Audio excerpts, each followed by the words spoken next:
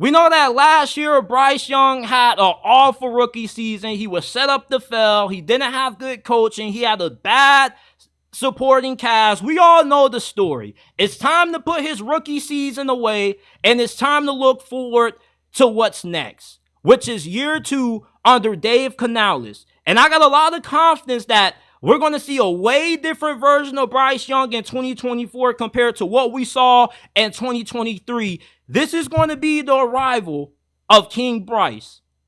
Dave Canales, he helped Geno Smith go from a bench warmer to a solid starter. And we saw how Geno Smith regressed and his play fell off when Dave Canales left Seattle to take the offensive coordinator job for the Tampa Bay Buccaneers. Baker Mayfield, his first year being the OC for Tampa Bay, he helped Baker resurrect his career after being tossed around the league like a hot potato. From the Browns to the Panthers to the Rams, then the Bucs. He made Baker Mayfield look like one of the better quarterbacks in the league last year. And I definitely expect Baker Mayfield's play to dwindle a little bit with Dave Canales leaving for Carolina. This was a really good hire. Was this somebody who got a lot of head coaching interviews? No, it wasn't. But Mike McDaniel with the Miami Dolphins, he didn't get a lot of head coaching interviews neither. When you have somebody that has the track record that Dave Canales has, resurrecting guys like Baker Mayfield and Geno Smith that were cast to the side, nobody thought that they could become halfway decent starters in the league. This shows you how good of an offensive mind he is. And you give him Bryce Young, there's a reason why Bryce went first overall. Really good accuracy. He plays way better than what his size shows. He plays a lot bigger than that 5'10", 190 soaking wet frame. At Alabama, he was the best quarterback that Nick Saban ever had. He carried those Alabama teams the 2 years that he was the starter there. They didn't really have too much NFL talent his final season down there. The only first rounder he played with his last year at Bama was Jahmyr Gibbs. Last year, he had probably the worst wide receiving core in the league. Anytime old man, grandpa Adam Thielen is leading your team and receiving yards and receptions, there's a problem. So what did you do this offseason to help out Bryce? You trade for Deontay Johnson, which as a Steeler fan, I'll tell you that was a really good pickup. He's one of the more underrated wide receivers in the league. He's going to be what the Carolina Panthers have needed at wide receiver for the last couple of years. Somebody that can get open, create good separation.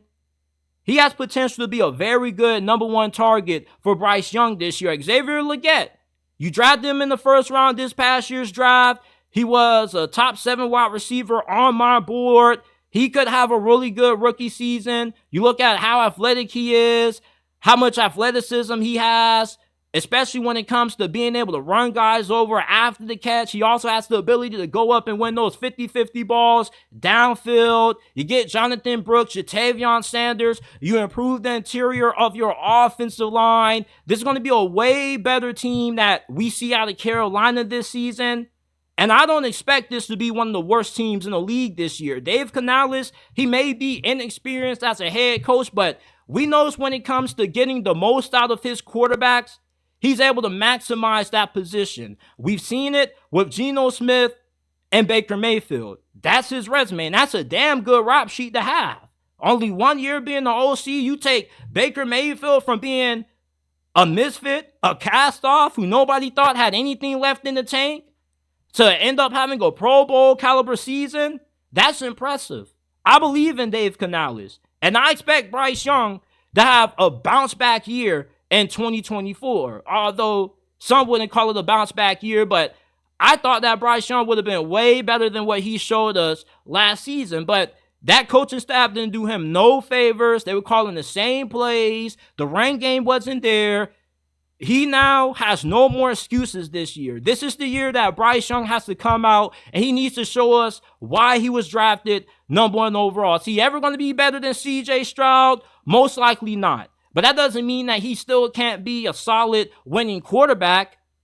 I see Bryce Young's career turning out a lot similarly to how Tua Tagovailoa's career panned out once they moved on from Brian Flores and they got Mike McDaniels there.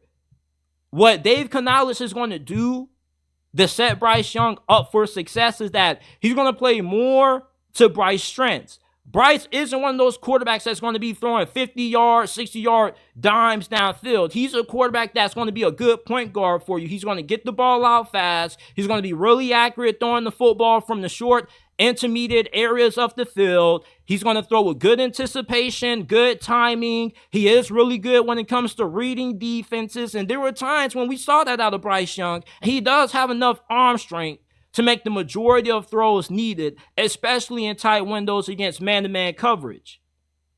Dave Canales is known for running a quarterback-friendly offense.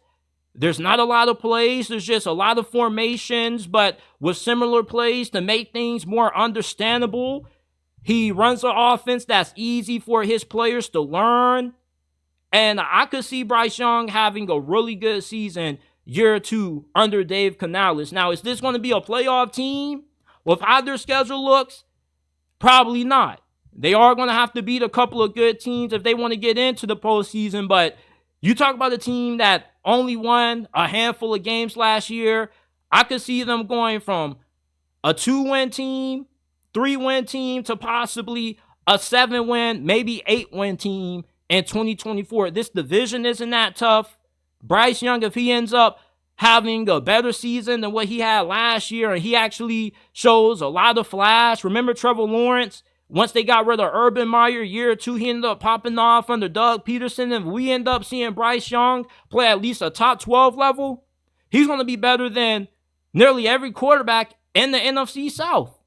Kirk Cousins, he's decent, but we don't know how he's going to look coming off that Achilles injury. Derek Carr is starting to regress. He's starting to fall off. Baker Mayfield, with him losing Dave Canales, going to Liam Cohen.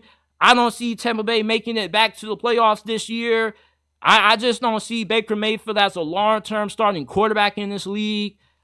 I could see a situation where Bryce Young possibly becomes the second or best quarterback in the NFC South this year under Dave Canales. That's how good I think Dave Canales is going to be as the head coach for Carolina, at least when it comes to maximizing the most of Bryce's skill set.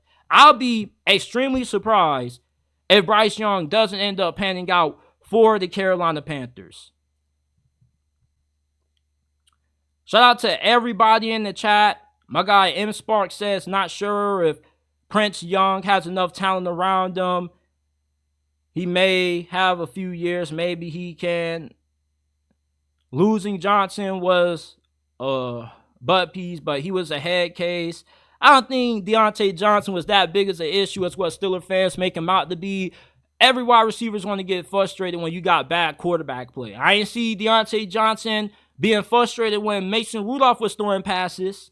I'm just saying, when you got good quarterback play, wide receivers don't end up getting upset. And Deontay Johnson, so far in Carolina, he's been a model citizen, hasn't had any incidents. He isn't looking for a new contract. He's trying to prove himself.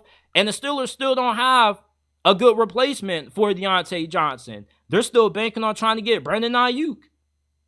So, I think Deontay Johnson is going to be a huge addition to the Carolina Panthers roster this year. I expect him to have a really big season. I could see him going for over 1,000 yards and probably having 80, 90 catches. He's that good. He's one of the best separators, one of the best pure route runners in the game. When you can get open, 9 times out of 10, you end up being a very good, very productive wide receiver.